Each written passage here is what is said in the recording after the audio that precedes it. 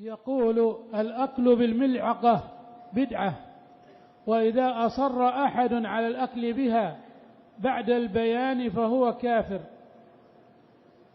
الله يعين صاحبنا هذا.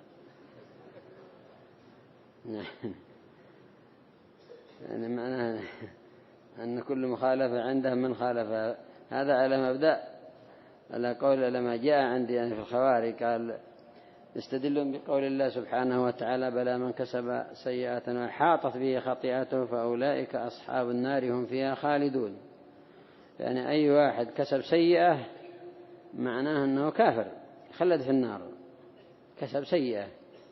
والله سبحانه يقول ومن يكسب إثما فإنما يكسب نفسه وكان الله عليما حكيما. ومن يكسب خطيئة أو إثما ثم يرمي به بينه قد احتمل بهتانا وإثما مبينا.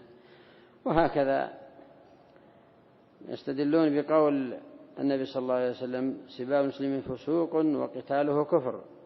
وأهل العلم يقولون المقصود بالكفر هنا كفر دون كفر، لأن الله يقول إن طائفتان من المؤمنين اقتتلوا فأصلحوا بينهما فإن بغت إحداهما على الأخرى فقاتلوا التي تبغي حتى تفيء إلى أمر الله فإن فأت فأصلحوا بينهم بالعدل وأقسطوا إن الله يحب المقسطين إنما المؤمنون إخوة فأصلحوا بين أخويكم.